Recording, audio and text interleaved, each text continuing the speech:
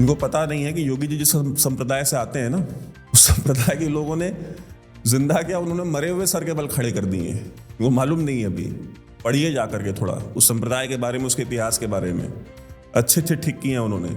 जीते जी भी और जो जाने के बाद तमाशा करते हो उनको भी ठीक किया उन्होंने। आप तो कुछ है ही नहीं है। फ्रांस के एक अखबार ने यह बताया है कि किस तरह से जॉर्ज सोरोस और राहुल गांधी मिलकर के इंडिया को डिस्टेबलाइज करना चाहते हैं। कि अगर कहीं कोई मंदिर है तो सिपाही जाकर के मंदिर की घंटियां पकड़ के खड़े रहते थे कि कहीं हवा चली तो कहीं मंदिर की घंटी की आवाज ना आ जाए रमजान के समय। ये मैं मजाक नहीं कर रहा हूं, ये हुआ है वहां पे। ये कराती थी समाजवादी पार्टी की सरकार। यही इंडिया अलायंस का कैरेक्टर है। इसीलिए इनको संभल जाना है। जो हिंदुओं के मंदिर की घंटी, भारत या पाकिस्तान की बात नहीं कर रहा हूं, ये मैं उत्तर प्रदेश की बात कर रहा हूं, जहां पे योगी आदित्यनाथ आज मुख्यमंत्री हैं। उस राज्य में पुलिस वाले मंदिर की घंटियां पकड़ के खड़े होते थे। अखिलेश यादव का लोग इंटरव्यू करते हैं, कोई उनसे पूछता है? किसी की हिम्मत नहीं होती पूछने की उससे। उसका नाम टीपू सही रखा गया है। जय हिंद दोस्तों, आप देख रहे हैं डीओ न्यूज। अगर वीडियो पसंद आए तो वीडियो को लाइक कीजिए, चैनल को सब्सक्राइब कीजिए और बेल आइकन दबाना बिल्कुल मत भूलिएगा।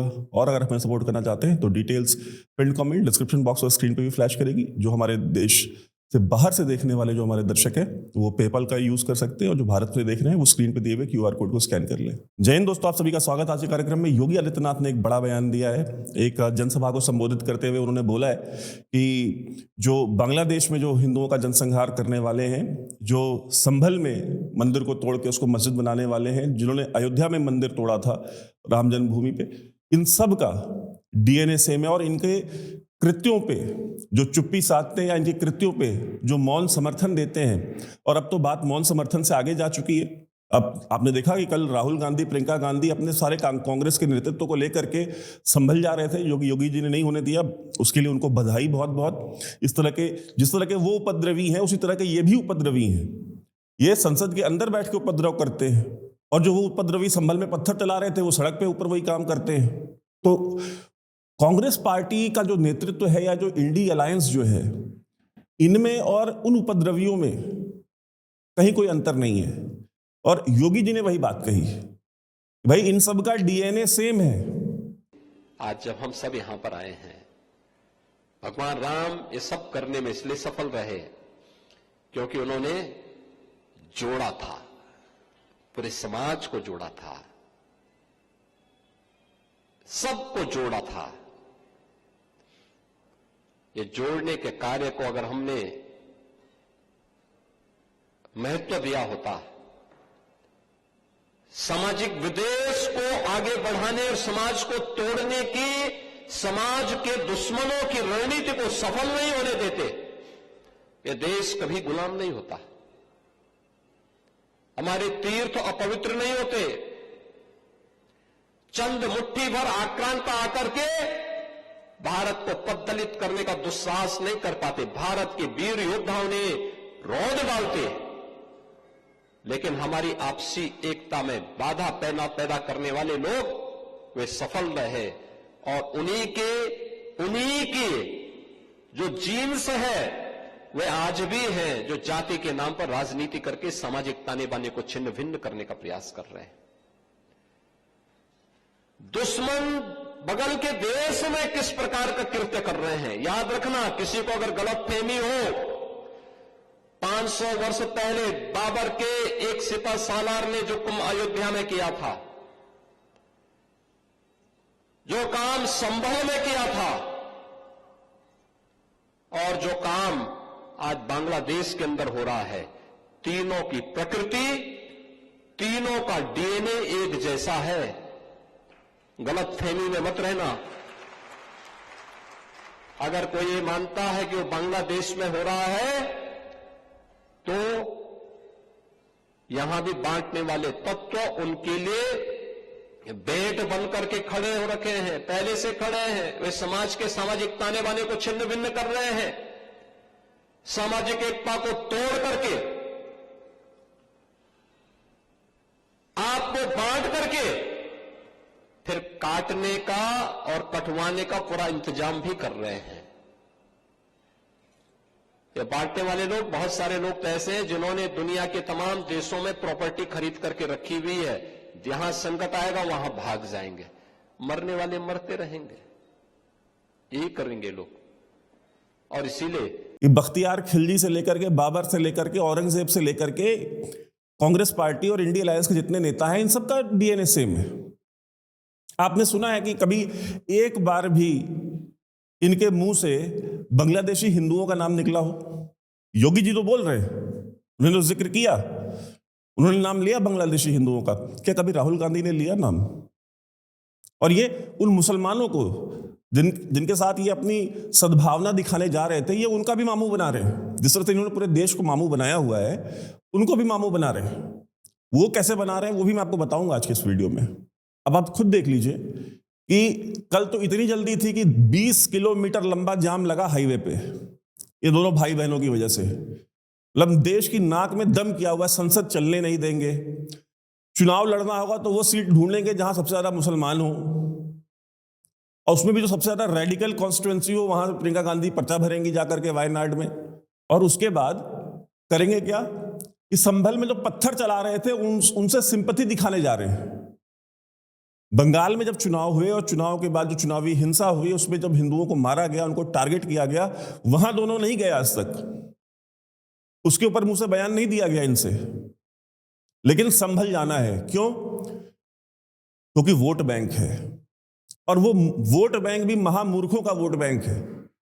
इन मूर्खों को यह सोचना चाहिए कि ये समाजवादी पार्टी, ये कांग्रेस पार्टी, ये इंडिया अलायंस वाले जो तुम्हारे हितैषी बनते हैं, और कल वहां जाना चाह रहे थे, जबकि मालूम था कि, और योगी जी ने मना किया था कि भाई ये समय नहीं है वहां जाने का, वहां माहौल ठीक नहीं है, प्रशासन जो है वो लॉ एंड ऑर्डर बना करके रखने में व्यस्त है, तो इसी समय उनको वहां जाना है। क्यों जाना है? जाना नहीं है, पॉलिटिकल टूरिज्म करना है। क्या करेंगे वहां जाकर के? सर्वे करेंगे, बताएंगे कि ये मंदिर है कि मस्जिद है, ये बताएंगे वहां। जो सर्वेयर्स गए थे उनके ऊपर तो पत्थरबाजी हुई, आपके वोटर्स ने करी, आपने ऑर्गेनाइज कराया। संभल के लोग कह रहे हैं, मुसलमान कह रहे हैं कि भाई ये कौन लोग थे, हमको तो पता ही नहीं है, हमने तो कभी इन लोगों को देखा नहीं जो यहां आए थे। और ये जो 4 मुसलमान मरे हैं, इनकी मौत का जिम्मेदार कौन है? योगी जी जिम्मेदार नहीं है, पुलिस जिम्मेदार नहीं है, इनकी मौत का जिम्मेदार है शफीकुर रहमान बर्क का बेटा जियाउर रहमान बर्क, जो आज वहां पे समाजवादी पार्टी से सांसद है। वो जिम्मेदार है। वो इसलिए जिम्मेदार है क्योंकि इन सब को उसने ही भेजा था, इन्हीं इंडिया अलायंस वालों ने भेजा था पत्थरबाजी करने के लिए। अलग अलग जगहों से इकट्ठा करके उनको वहां भेजा गया, मंदिर के पास, जिसको ये मस्जिद कहते हैं। शफीकुर रहमान बर्क कौन था जानते हैं आप? बहुजन समाज पार्टी, मायावती की पार्टी से सांसद था। वो लोकसभा में राष्ट्रगान के लिए खड़ा नहीं होता था, कहता था मेरा संवैधानिक हक है, मैं नहीं खड़ा हूंगा। जैसे आज कहते हैं ना कि भारत माता की जय कहना जो है, मैं कहूं ना कहूं ये मेरा संवैधानिक हक है, वंदे मातरम नहीं कहेंगे, हमारा संवैधानिक हक है। उसी तरीके से वो करता था।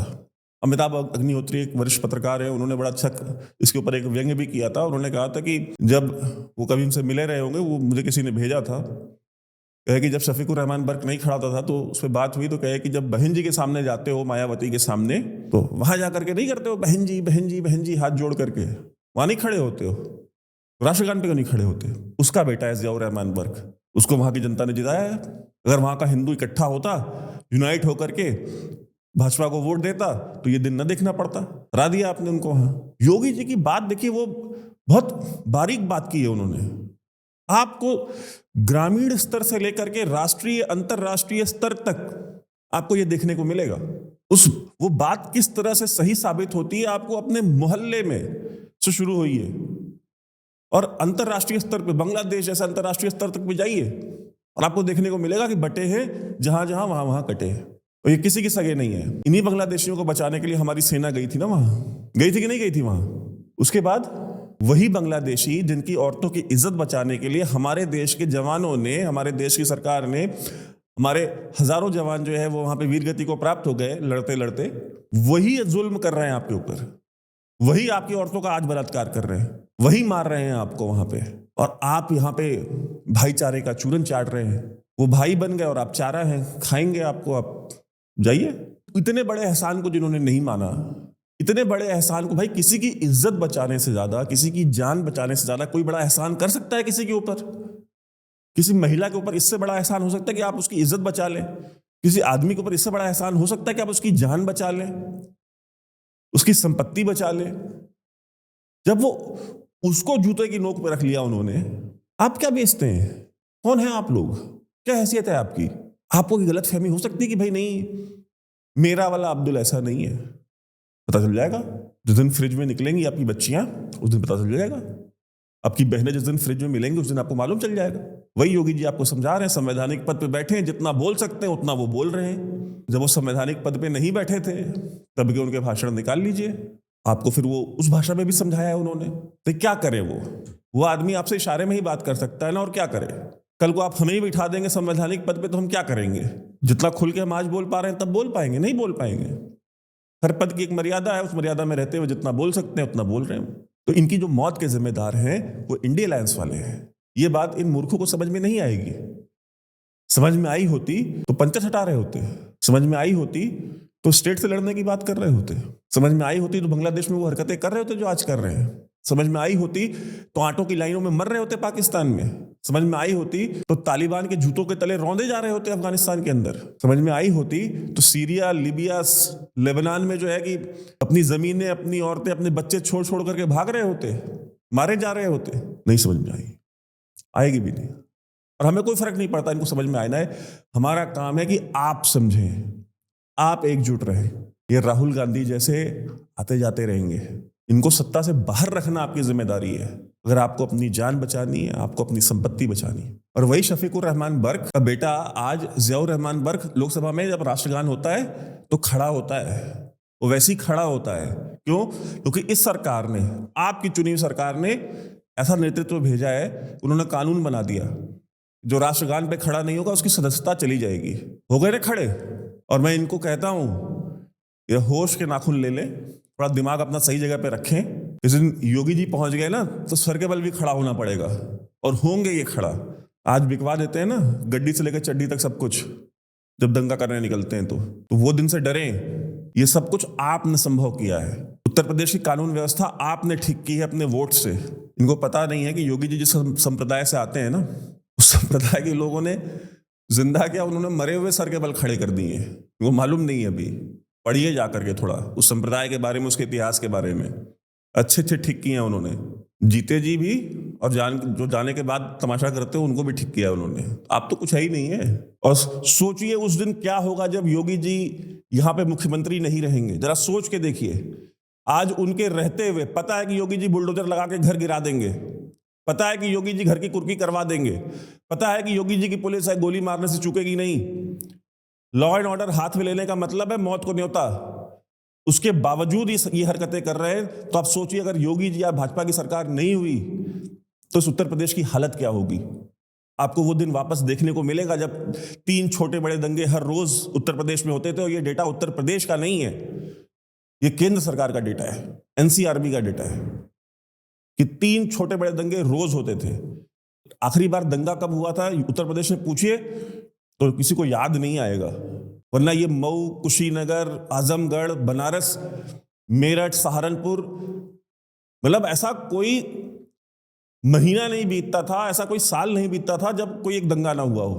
क्या हुआ? हृदय परिवर्तन हो गया। भाई सरदार पटेल ने जब आजादी के बाद पब्लिक को एड्रेस करते हुए कहा कि मुसलमान कहते हैं कि आप हम पे शक क्यों करते हैं, तो मैं उनसे ये पूछता हूं कि भाई पाकिस्तान बनाने के लिए आपने वोट दिया था, हिंदुस्तान में रहने वाले मुसलमानों ने वोट दिया था, तो क्या 15 अगस्त के बाद आपका दिल बदल गया?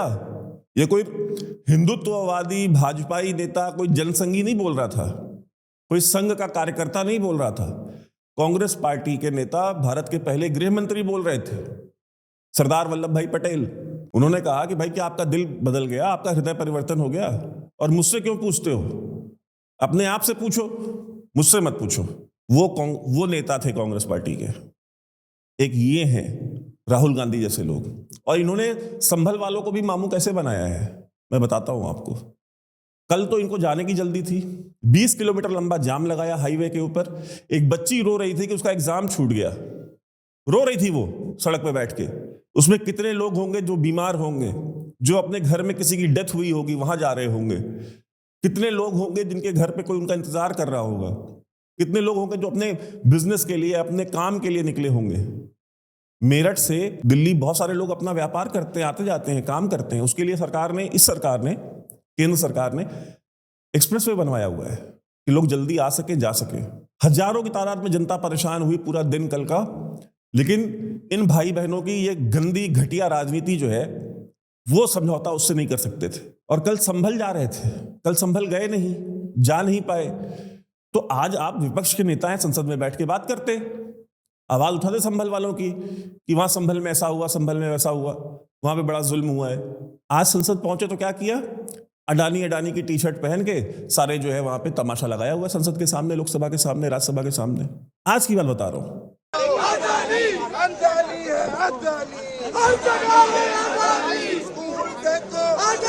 सड़कें देखो, वायु में देखो, जल में भी, खेती में देखो, अरे ऊपर देखो, नीचे देखो,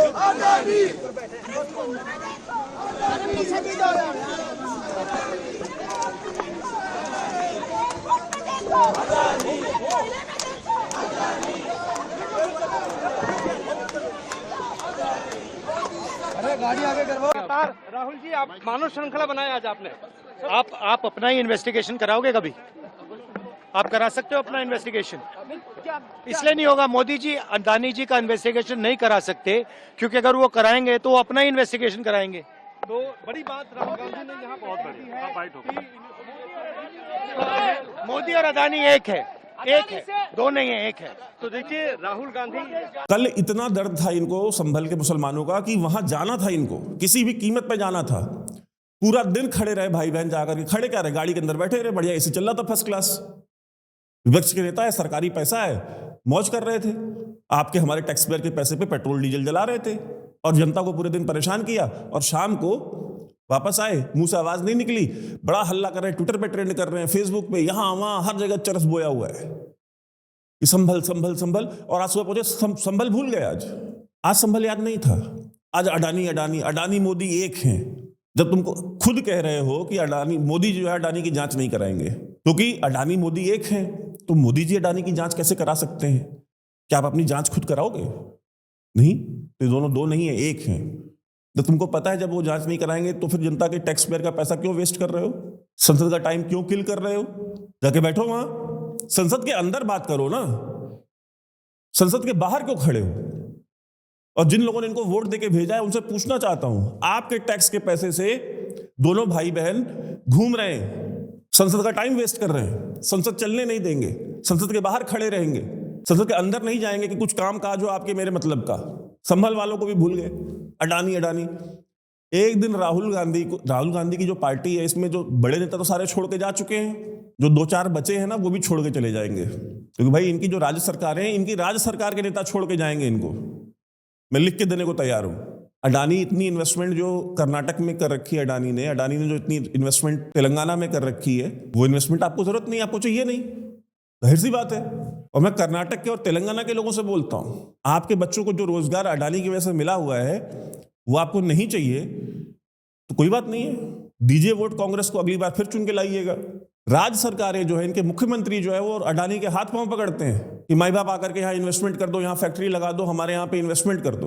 और उनके पार्टी का नेता जो है वो दिल्ली में बैठ करके संसद में अडानी करता है, अडानी चोर है। अडानी कोई आज की कंपनी थोड़ी है। गौतम अडानी आज के बिजनेसमैन है क्या? राजीव गांधी के समय से वो बिजनेस कर रहा है आदमी। राजीव गांधी के समय भी उन्होंने बिजनेस किया, जब आपकी पार्टी के दूसरे प्रधानमंत्री थे तब भी वो बिजनेस कर रहे थे। मनमोहन सिंह के साथ भी 10 साल उन्होंने बिजनेस किया है। तब चोर नहीं थे, तब ईमानदार थे। ये क्यों कहता है मैं आपको बताता हूं। अडानी को टारगेट क्यों करता है? अडानी को टारगेट सिर्फ 2 लोग करते हैं, एक अमेरिकन डीप स्टेट और दूसरा उनके जो यहां दलाल बैठे हैं वो। अमेरिकन डीप स्टेट को अडानी का जो ग्रोथ है वो नहीं पसंद है, क्योंकि वो रिप्लेस कर रहा है अमेरिकन कंपनीज को, वो काउंटर कर रहा है चाइना और अमेरिका की डोमिनेंस को दुनिया में। वो जाकर के पोर्ट खरीद रहा है अफ्रीका में, वो जाके इन्वेस्टमेंट कर रहा है मिडिल ईस्ट के अंदर, वो यूरोप में जाके यूरोपियन कंपनीज खरीद रहा है, वहां पे जाके इन्वेस्ट कर रहा है। उससे डर लगा हुआ है वहां की कंपनीज को। और अमेरिका का कल्चर यहां का कल्चर नहीं है। अमेरिका का कल्चर वो कल्चर नहीं है कि जहां पे हर सफल आदमी को, हर बिजनेसमैन आदमी को, हर मल्टी बिलियनियर को आप चोर कहते हैं। हमारे यहाँ कांग्रेस ने 70 साल में तो यही माहौल बनाया ना।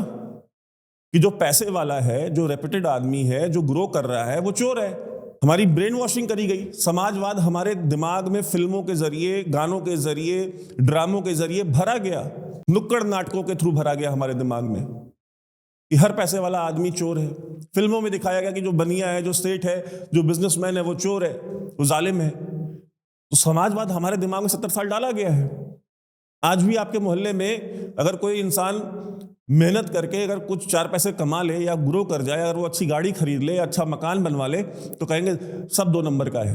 ये माइंडसेट है हमारा। अरे कुछ ना कुछ 13-22 कर रहे हैं ये।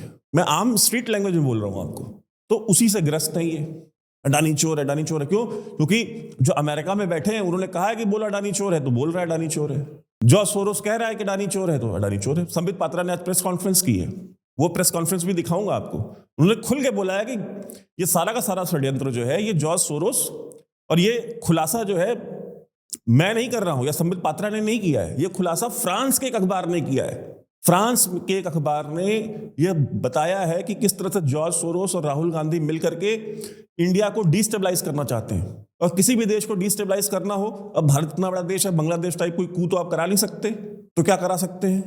तो आप वो कर सकते हैं कि आप इनको इकोनॉमिकली इतना डिस्टेबलाइज कर दो, आर्थिक तौर पे इस देश को इतना कमजोर कर दो कि ये कंट्री जो है डिस्टेबलाइज हो जाए। चुनाव के समय आप देख लीजिए, खुले आम इंटरफेरेंस की गई। हमारे से कंटेंट क्रिएटर्स जो कि प्रो गवर्नमेंट समझे जाते हैं, जो राष्ट्रवादी चैनल हैं, जो राष्ट्र की बात करते हैं और इनको एक्सपोज करते हैं, उनके चैनल की रीच कंप्रेस की गई। हमारी तो आज तक कंप्रेस्ड है। जरा सी रीच जाती है, जहां हमारे वीडियोस 3 लाख 4 लाख जाया करते थे ऑन एन एवरेज, उसको कंप्रेस करके जो है वो 15,000 20,000 पे ले आया गया। जिनके 15,000 20,000 जाया करते थे, जो लेफ्ट विंगर्स के, उनको 2-2 मिलियन पे पहुंचाया गया। ये हुआ इस देश में। कितने आप में से लोग हैं जो हमें आज तक कमेंट करके कहते हैं कि वैभव जी हमने तो नोटिफिकेशन बेल दबाई, हमको नोटिफिकेशन आती ही नहीं है। कमेंट सेक्शन में लोग लिखते हैं। तो ये कहां से हो रहा है? बीच में थोड़ी सी रीच वापस आती है, फिर कंप्रेस कर दी जाती है तुरंत। जहां 2-2.5 लाख तक एवरेज पहुंचता है, फिर 2-3 महीने एकदम कंप्रेस कर देंगे। तो ये क्यों हो रहा है? क्योंकि वो अमेरिकन डीप स्टेट को चाहिए, वो उनकी रिक्वायरमेंट है। गौतम अदानी उनको काउंटर कर रहा है दुनिया में। संबित पात्रा ने कहा है कि भाई ये राहुल गांधी तो देश का सबसे बड़ा गद्दार है। ये उन्होंने प्रेस कॉन्फ्रेंस में बोला मुझे इस बात पे ना कोई संदेह है, ना मुझे कोई शर्म है ये बात कहते हुए। अब सोच लीजिए कि जिस देश में नेता विपक्ष की ये में जो कि देश का इससे बड़ा गद्दार कोई नहीं है, वो किस प्रकार का नेता होगा, किस प्रकार का उसका नेतृत्व होगा। संप्रभुता के साथ खिलवाड़ करना चाहती है। भारत आगे बढ़े, भारत का विश्व में नाम हो, ऐसा नहीं होने देना चाहती है, उसका एक खुलासा हुआ है। आप सबको पता है कि दिसंबर 2 तारीख को एक फ्रेंच न्यूज़पेपर है जिसका नाम है मीडिया पार्ट। मीडिया पार्ट ने कुछ खुलासा किया है और ये जो खुलासे मीडिया पार्ट द्वारा किया गया है, यह बहुत ही गंभीर है। The allegations which have been brought forth by the Mediapart, which is a French newspaper, a well-known French newspaper, often referred to by you all as well, these are of extreme grave nature. और आज के इस press conference में एक त्रिकोण बनता है। We are going to talk about this dangerous triangle which is trying to destabilize India. और ये जो त्रिकोण है, इसमें एक तरफ अमेरिका में बैठे जॉर्ज सोरोस, उनकी फाउंडेशन है, कुछ अमेरिका की एजेंसीज भी हैं। त्रिकोण के एक और एक बहुत बड़ी न्यूज पोर्टल है जिसका नाम OCCRP, organized crime and corruption reporting project, जिसके विषय में आप सब पत्रकार हैं, आप सभी जानते हैं, वह है। और त्रिकोण के जो आखिरी कोने में, जो सबसे महत्वपूर्ण कोना जो हिंदुस्तान से संबंध रखता है, उस कोने में राहुल गांधी है, traitor of the highest order. और आज जब मैं ये शब्द प्रयोग कर रहा हूं तो मुझे किसी प्रकार का भी भय नहीं है, क्योंकि मैं भारतीय हूं। मेरे लिए मेरे पार्टी ने सिखाया है राष्ट्र प्रथम, party next and self last. मुझे आज LOP, लीडर ऑफ अपोजिशन, को देशद्रोही कहने में किसी प्रकार की कोई संकोच मुझे महसूस नहीं हो रहा है। बांग्लादेशी हिंदुओं पे मुंह से आवाज नहीं निकल रही, संभल जाएंगे ये। बाबर, गौरी और औरंगजेब का डीएनए दौड़ता है तुम्हारे खून में। जरा सी भी शर्म होती दो पैसे की तो बात करते। पाकिस्तानी हिंदुओं के ऊपर 70 साल में मुंह से आवाज नहीं निकली। बांग्लादेशी हिंदुओं के साथ रोज हो रहा है, बलात्कार हो रहा है, उनकी औरतों को मारा जा रहा है, घसीटा जा रहा है, मंदिर तोड़े जा रहे हैं, जलाए जा रहे हैं, मुंह से आवाज नहीं निकलती। संभल जाना है इनको, क्योंकि वोट है वहां पे। वो कम्युनिटी हमारा वोटर है, कोर वोटर है वो, तो उसको कैसे हम अबैंडन कर सकते हैं? ये वही पार्टी है, याद रखिएगा। आप सभी देखने वालों को याद दिला देता हूं, जो आजाद मैदान मुंबई में आज महाराष्ट्र में शपथ ग्रहण हो रहा है, देवेंद्र फडणवीस मुख्यमंत्री बन रहे हैं, उसी महाराष्ट्र में आज वो गौ पूजन करके निकले हैं शपथ लेने। वही आजाद मैदान है उसी मुंबई शहर में जब रोहिंग्यास के खिलाफ वहां पे हिंसा हो रही थी म्यांमार में, तो वहां पे मुसलमान निकल करके आजाद मैदान पे, आपको तस्वीर दोबारा दिखा देता हूं, शहीद स्मारक, वो लोग जिन्होंने देश में न्याय कानून व्यवस्था बना के रखने के लिए, हमारी आपकी जान और माल की रक्षा करने के लिए अपनी जान दी थी, उन वीर सपूतों की स्मारक को लात से मार के तोड़ा था इन्होंने। इनके खिलाफ कोई हिंसा यहां पे नहीं हुई थी, इनके खिलाफ हिंसा म्यांमार में हो रही थी। इनके खिलाफ भी नहीं, म्यांमार के मुसलमानों के खिलाफ। और वो हिंसा भी क्यों हुई थी उसका भी अपना इतिहास है। बौद्ध भिक्षुकों को जिंदा जलाया था इन्होंने वहां पे, तब वहां पे बौद्धों ने मारा था इनको। क्या हुआ? तुमको इतनी तकलीफ थी, म्यांमार जाते ना, जाते लड़ते वहां पे। उसका विरोध प्रदर्शन करने के लिए मैं उस समय, मुझे अच्छी तरीके से याद है, मैं प्रयागराज में था। प्रयागराज में भी उसी तरह की हिंसा की थी इन्होंने, बनारस में हिंसा की थी इन्होंने, देवरिया में हिंसा की थी। कोई ऐसा शहर नहीं था पूर्वांचल का उस समय जिस दिन वो हिंसा नहीं हुई थी। तब के अखबार के अगर आप कटिंग्स निकालेंगे तो आप देखेंगे फ्रंट पेज पे फोटोग्राफ छपी थी, हाथ में लाठी डंडे लेकर के जो है निकले हुए थे ये सारे के सारे, हजारों की तादाद में प्रयागराज में। तब अगर हाथ में लाठी डंडे लेकर हजारों की तादाद में निकले थे, आज क्यों नहीं निकल रहे हैं? आज क्यों नहीं निकलते? ये बाबा बैठे हैं, पता है कि बाबा ने घर से लेकर के, गड्डी से लेकर चड्डी तक सब कुर्की करा देनी है, तो आज नहीं निकल रहे। ये आपने सशक्त किया है। सजग रहिए, शेयर किया कीजिए, वीडियो को शेयर कीजिए, लोगों तक संदेश पहुंचाइए। ये मेरा संदेश नहीं है, ये बाबा का संदेश है कि बटोगे तो कटोगे। आज मुंबई में क्यों नहीं निकल रहे हैं?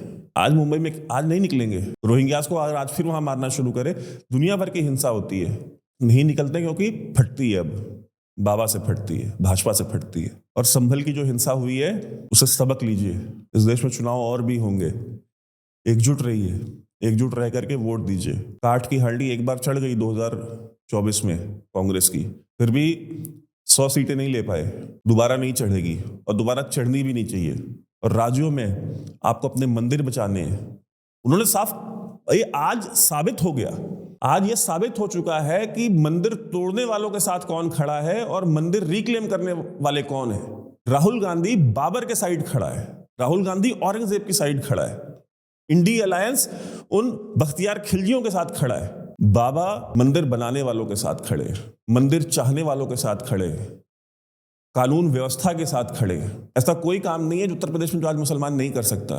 नौकरी कर सकता है, बिजनेस कर सकता है, सब कुछ कर सकता है। एक काम नहीं कर सकता वो, जो वो पहले कर सकता था, वो है कानून व्यवस्था हाथ में लेना। वो है कि जो मर्जी आए वो करना। वो है कि सिपाही जो है घंटी पकड़ के खड़े रहेंगे कि अगर हवा चली।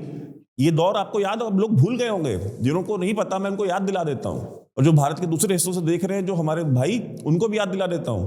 सपा की सरकार में पुलिस वालों की शाम को जुम्मे के समय, रमजान के समय ड्यूटी लगती थी कि अगर कहीं कोई मंदिर है तो सिपाही जाकर के मंदिर की घंटियां पकड़ के खड़े रहते थे कि कहीं हवा चली तो कहीं मंदिर की घंटी की आवाज ना आ जाए रमजान के समय।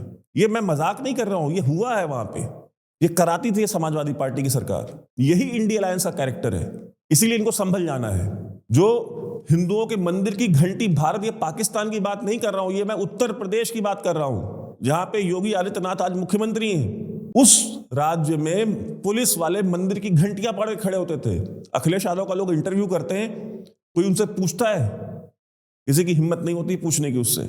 उसका नाम टीपू सही रखा गया है। भूल गए लोग वो दिन, जो काम टीपू सुल्तान करता था ना, वही काम ये भी करता है हिंदुओं के साथ। लोगों को याद नहीं, कहते कि भाई ऐसी कौन सी चीज है जो सपा में हो रही थी। हिंदू क्या तब जिंदा नहीं था? हिंदू था जिंदा, इसी तरीके से जिंदा था। मंदिर की घंटी नहीं बजा सकता था, जुमे के दिन होली पड़ी तो होली नहीं खेल सकता था। टाइम फिक्स कर दिया गया, अपना त्योहार इतने बजे तक मनाएंगे, सरकार डिसाइड करती थी कि 8 बजे के बाद होली नहीं होगी, 9 बजे के बाद होली नहीं होगी, क्योंकि 2 घंटा फिर सड़कें भी साफ करनी है, और फिर मुसलमान निकलेगा सुबह जो है अपनी नमाज पढ़ने के लिए जुमे की। ये होता था उत्तर प्रदेश में। तो जिंदा था हिंदू तब भी, बिजनेस तब भी कर रहा था, लेकिन एक थर्ड रेट सिटीजन की तरह करता था। आपके वोट ने ताकत दी है। आज अपने त्योहार मना सकते हैं, आप चीना चौड़ा करके निकल सकते हैं, आप अपना मंदिर मांग सकते हैं, आप कह सकते हैं कि हाँ ये संभल का जो है हरिहर मंदिर ये हमारा मंदिर है। सपा की सरकार में सर्वे तो भूल जाइए, आप बोल नहीं सकते थे, मुंह नहीं खोल सकते थे आप। योगी जी बोल रहे हैं, योगी जी बोलते रहेंगे, वो आपको समय समय पे याद दिलाते रहेंगे, लेकिन आपको याद रखना है, आपको बाकी लोगों तक उनका संदेश लेके आपको जाना है। योगी जैसा नेता सदियों में एक बार पैदा होता है। कोई सोच नहीं सकता था कि एक भगवाधारी जो है वो कभी उत्तर प्रदेश का मुख्यमंत्री बन सकता है। सोच ही नहीं सकते थे आप, मैं नहीं सोच सकता था, मैंने अपनी कल्पना में नहीं सोचा था। बने भी, और 2 बार से लगातार हैं, पूर्ण बहुमत से हैं। 27 में फिर जीतेंगे, मैं आज चैलेंज करने को तैयार हूं, लेकिन उसके लिए आपको एकजुट रहना पड़ेगा। आपको अपनी स्वतंत्रता चाहिए, आपको अपने मंदिर चाहिए, आपको अपने त्योहार मनाने हैं। और ये राजदीप सरदेसाई और ये करण थापर कहते हैं कि ये भाजपा वाले ये बेचते हैं कि भाई महाराष्ट्र चुनाव क्यों हार गए, तो मैं देख रहा था बैठ के, वो एनालिसिस कर रहा था कि भाई भाजपा वाले व्हाट्सएप मैसेज भेजते हैं, व्हाट्सएप मैसेज पे उनके यहाँ कॉल सेंटर एक बड़ा सा है भाजपा का, तुम बना लो, कांग्रेस पार्टी बना ले। कोई भाजपा ने बैन लगाया कि भाई आप इलेक्शन स्ट्रेटेजी अपनी जो है नहीं बना सकते अच्छी, नहीं, उसमें ये मैसेज भेजते हैं कि मुंबई का जो सिद्धि विनायक मंदिर है वो भी जो है वक्फ बोर्ड ले लेगा। भाई वक्फ बोर्ड यूपी कॉलेज क्लेम कर सकता है बनारस का, वक्फ बोर्ड आधी दिल्ली क्लेम कर सकता है, वक्फ बोर्ड आधा भारत क्लेम कर सकता है, तो वक्फ बोर्ड सिद्धि विनायक क्यों नहीं क्लेम कर लेगा? कर लेगा। आप उसको, अभी जब उनके पास पावर नहीं है, इंडिया अलायंस वालों के पास, वो विपक्ष में बैठे हैं, तब वो इतना सब कुछ क्लेम कर रहे हैं। सत्ता में आएंगे तो पता नहीं क्या क्लेम करेंगे। मैंने आपको वीडियो दिखाया था उस मौलाना का, वो कहता है कि बद्रीनाथ का मंदिर बदरुद्दीन शेख की जो है वो दरगाह है। वो क्यों बोला था? क्योंकि जैसे ही दरगाह होगी वैसे ही वो वक्फ हो जाएगी, वक्फी प्रॉपर्टी हो गई। बद्रीनाथ तो वो आज मांग रहे हैं ना, सिद्धि विनायक तो कल की बात है। तो इस तरह के जो लोग हैं, तो राजदीप सरदेसाई को मैं यही कहूंगा, आप बनाइए ना। आप संभल में पत्थर चलाने वालों के साथ खड़े होंगे राहुल गांधी, और दोष जो है वो भाजपा के व्हाट्सएप मैसेज का है। कमाल हो गया। ये इनको कहते हैं कि he is very good analyst, election के ऊपर किताबें लिखते हैं, ये बताते हैं कि इलेक्शन होते कैसे हैं, इलेक्शन स्ट्रेटेजी कैसे होती है, कौन क्यों जीतता है, कौन क्यों हारता है। और इस देश में बहुत बड़ा महामूर्खों का एक झुंड है जो किताबें खरीदता है, इनको पढ़ता है, उनको बैठ के सुनता भी है। कहते हैं हमको ट्रेटर बोलते हैं। ये दवायर का ओनर कहाँ रहता है? इंडिया में रहता है। वो नागरिक कहाँ का है?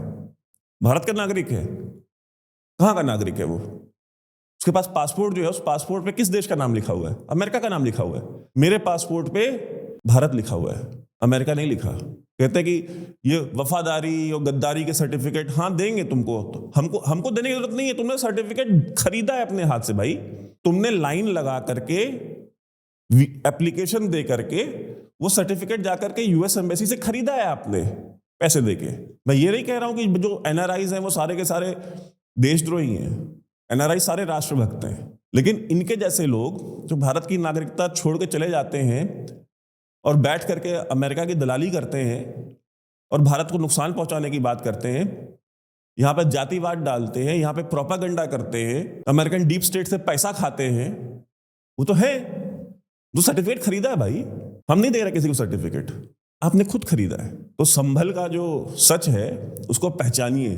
और मैं मानता हूं कि भाजपा का जो सबसे बड़ा हथियार है, भाजपा का सबसे बड़ा हथियार है चुनाव जीतने के लिए, चुनाव लड़ने के लिए, वो राहुल गांधी है।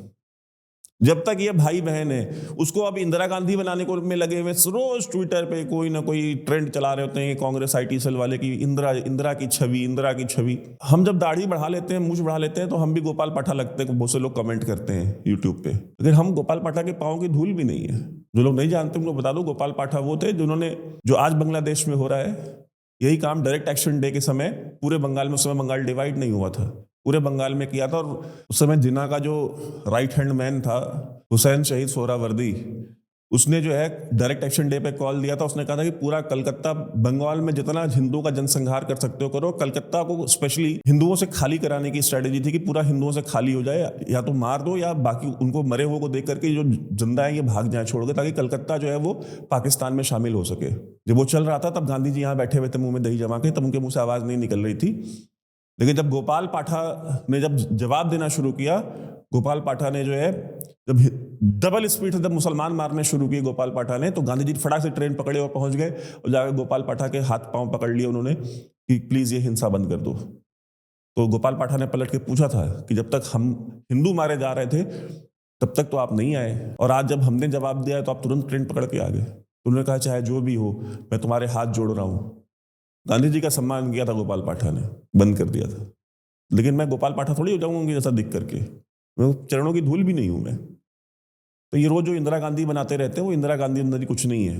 भारत के one of the most corrupt businessman की पत्नी है, one of the most corrupt politician की बहन है, and one of the most corrupt politician की बेटी है, और सिखों के खिलाफ उनका जनसंहार करने वाले राजीव गांधी की बेटी है। ये है उनकी पहचान। अडानी में तुमको चोर दिखता है और तुम्हारा जीजा क्या है वो। जब तक यूपीए की सरकार थी पूरा गुड़गांव को खोदना शुरू करेंगे ना। ये भारत की सरकार जिस दिन गुड़गांव में जो करप्शन हुआ है, जिस समय हुडा वहां पे मुख्यमंत्री था और केंद्र में तो आपकी सरकार थी, गुड़गांव में कितने पैसे बनाए हैं तुम्हारे जीजा ने। मीम्स बनते थे तब दामाद जी के नाम से, पार्ले जी की जगह दामाद जी होता था, सब कुछ ही उनका था। मेरे पास तो एक व्यक्तिगत किस्सा भी है, वो कभी और सुनाऊंगा जब जरूरत पड़ेगी, इनके जीजा की। मैं उसका मतलब आई विटनेस हूं, और मैं ही नहीं हूं। हमारे एक फौजी दोस्त थे, हमारे चैनल पे आ भी चुके हैं, मेजर पुनिया। तो कभी मेजर पुनिया बैठेंगे तो वो किस्सा मैं दोबारा जो है सुनाऊंगा आपको कि क्या चर्बी थी इन लोगों की, क्या सेंस ऑफ एंटाइटलमेंट था इस देश में। रॉबर्ट वाड्रा कोई मंत्री नहीं था, कोई विधायक नहीं था, कुछ नहीं था, लेकिन एयरपोर्ट पे जहां पे सिर्फ प्रधानमंत्री, नेता विपक्ष या इस तरह के लोगों की कैबिनेट मिनिस्टर्स की लिस्ट लगी होती है ना एयरपोर्ट पे कि सिर्फ वो जा सकते हैं उस गेट से, वहां पे रॉबर्ट वाड्रा उस गेट से जाता, जबकि उसके पास परमिशन भी नहीं थी, ऑथोराइज नहीं था, वो प्राइवेट सिटीजन था, लेकिन जाता था वहां से। ऐसे बड़े किस्से हैं हमारे पास, अभी बैठेंगे तो खोलेंगे हमारे जिया जी का, बताएंगे इस देश को कि असली चोर कौन है, असली करप्ट बिजनेसमैन कौन है। अभी के लिए फिलहाल इतना ही। संदेश याद रखिएगा योगी जी का, बटेंगे तो कटेंगे।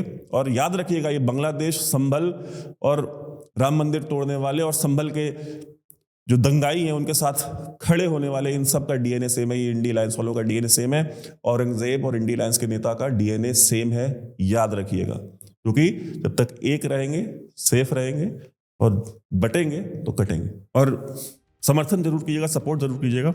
डिटेल्स आपकी स्क्रीन पे है, और जो एनआरआईज हैं वो पेपल के थ्रू में सपोर्ट कर सकते हैं। धन्यवाद।